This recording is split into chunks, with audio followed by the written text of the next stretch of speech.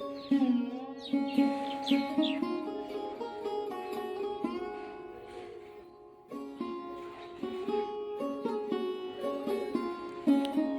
আলাইকুম। Tanvir agro YouTube চ্যানেলে আপনাদেরকে জানাচ্ছি আন্তরিক শুভেচ্ছা এবং অভিনন্দন। আশা করি সবাই ভালো আছেন।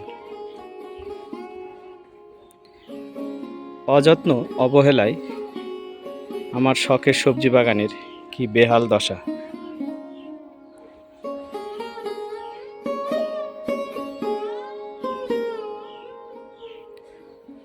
একটি সবজি বাগানে নিয়মিত কাজ না করলে যে কি অবস্থা হয় আপনারা দেখতে পাচ্ছেন।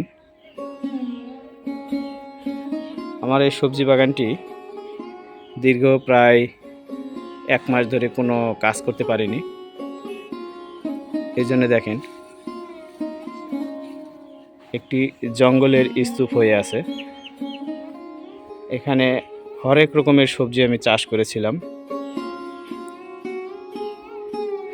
যেমন ঢেঁড়স, মূলা শাক, কলমি শাক, পুঁই শাক,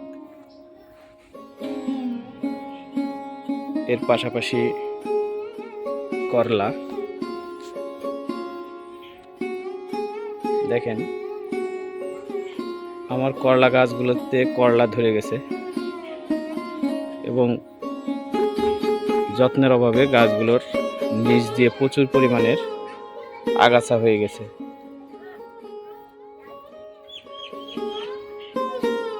এদিকে দেখেন মিষ্টি কুমড়া, এই দেখেন পোকা ধরে গেছে মিষ্টি কুমড়ার।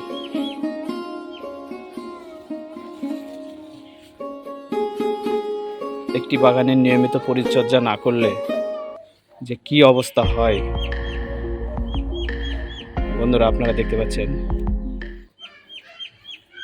ছাদ বাগান হোক বা মাটিতে হোক, নিয়মিত পরিচর্যা করা দরকার। তা না হলে কোনো সবজি উৎপাদন করা সম্ভব না। এখানে দেখেন বরবটি, অনেক বরবটি ধরেছিল, এগুলো পোকায় নষ্ট হয়ে গেছে।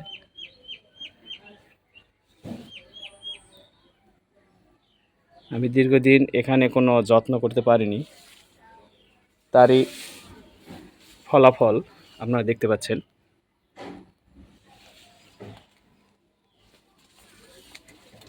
আজকে আমি যেটি করব, এই গাছগুলোর আগাছা পরিষ্কার করে দিব এবং এর গোড়ায় কিছু জৈব সার দিয়ে দিব।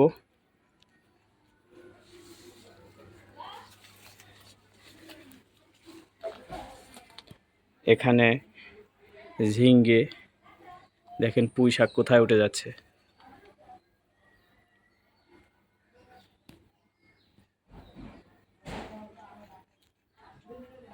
নিয়মিত পরিচর্যা করলে এরকম একটি ছোট বাগান থেকে আপনি আপনার বাড়ির প্রতিদিনের যে সবজির চাহিদা পূরণ করতে পারবেন। আমি এই বাগানটি আজকে পরিষ্কার করব এবং এখানে কিছু পেঁপে চারা আছে, এই চারাগুলো আমি লাগাবো। আপনারা দেখেন আমার এই ঢেঁড়সের চারাগুলো থেকে কত সুন্দর ফুল এসে গেছে, কত সুন্দর ফুল আসছে। এগুলো এখন আগাছা পরিষ্কার করে দিলেই ইনশাল্লাহ আগামীতে ভালো ঢেঁড়স পাবো বলে আশা করছি।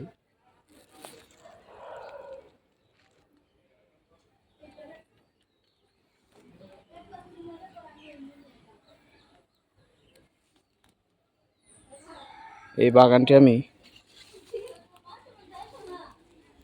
1 মাস আগেও অনেকগুলো চারা রোপণ করেছিলাম। ওইদিকে পুঁই শাক, প্রচুর জঙ্গল হয়ে গেছে মাঝখানে কিছুদিন বৃষ্টি হওয়াতে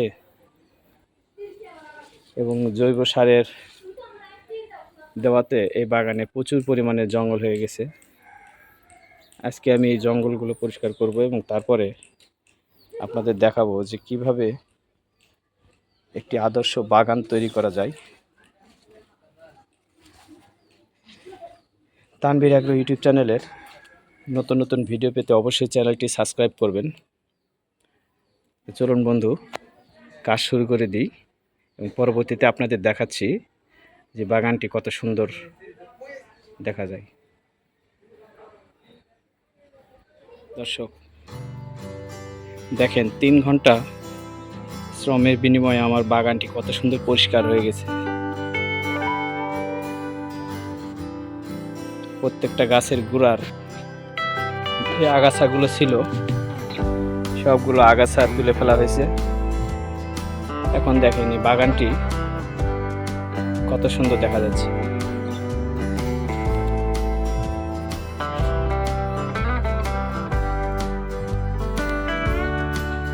সবজি বাগান করতে হলে অবশ্যই সবজিতে পরিচর্যা করতে হবে, বিশেষ করে আগাছা পরিষ্কার না করলে সবজি ভালো হয় না। আপনারা দেখতে পাচ্ছেন আমার এই বাগানটি কিছুক্ষণ আগেও কি অবস্থা ছিল, এরকম আগাছায় পরিপূর্ণ ছিল। এখনো অর্ধেক করা হয় নাই, আমি আস্তে আস্তে এগুলো পরিষ্কার করব। দেখেন এর মধ্যেও কিন্তু অনেক সবজি আছে, আমার পুঁই শাক আছে, অনেক শাক জাতীয় সবজি আমি এর মধ্যে চাষ করেছি, কিন্তু এই আগাছার কারণে এগুলো হচ্ছে না।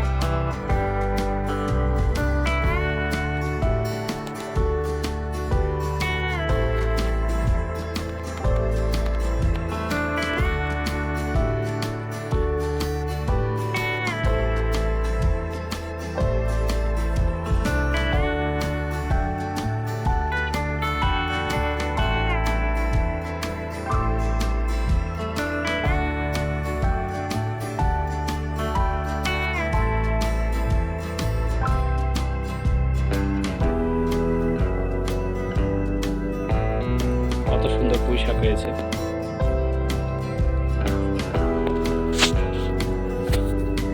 আকাশ মেঘাচ্ছন্ন দেখা যাচ্ছে।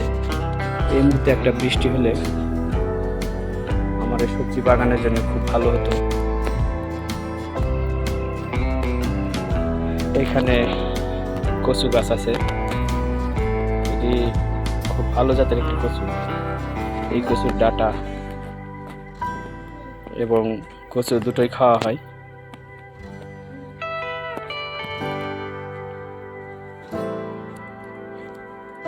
দর্শক, মাত্র 3 ঘন্টা পরিশ্রম করে আমি আমার বাগানের রূপটি পরিবর্তন করে ফেলেছি। ইনশাআল্লাহ আশা করছি একটা বৃষ্টি হলেই এই বাগানের সবজিগুলো আবার আগের মতো সতেজ হয়ে যাবে। সেই সঙ্গে কিছু পেঁপে গাছ লাগিয়েছি, দেখছেন এই গাছটি রোদ্রে নরম হয়ে গেছে। বাকি যে জায়গাগুলো আগাছা রয়েছে এগুলো আগামীকাল ইনশাল্লাহ পরিষ্কার করব। আজকের মতো এই পর্যন্তই করলাম। দেখেন কত সুন্দর পরিষ্কার হয়েছে। এভাবে পরিচর্যা করলে অবশ্যই ভালো ফলন পাওয়া সম্ভব। আমরা বাজার থেকে যে সবজিগুলো খাই, এই সবজিগুলোর চাইতে আমাদের নিজেদের ফলানো এই সবজিগুলো যথেষ্ট পুষ্টিকর এবং কীটনাশক মুক্ত। আমরা যদি নিজেরা এরকম সবজি ফলাতে পারি তাহলে অবশ্যই পুষ্টিকর সবজি আমরা খেতে পারবো। তাই আমরা চেষ্টা করব বাড়ির আশেপাশে জায়গাগুলো ফেলে না রেখে বিভিন্ন জাতের রকমারি সবজি চাষ করে আমরা আমাদের নিজেদের চাহিদা পূরণ করতে পারি।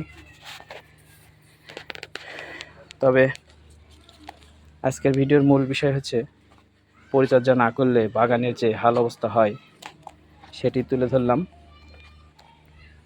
এবং সুন্দর মতো পরিচর্যা করলে অবশ্যই ভালো ফলন পাওয়া যায়। আমরা যারা সবজি চাষ করছি তারা আমাদের বাগানের প্রতি খেয়াল রাখবো। সবাই ভালো থাকবেন। আসসালামু আলাইকুম।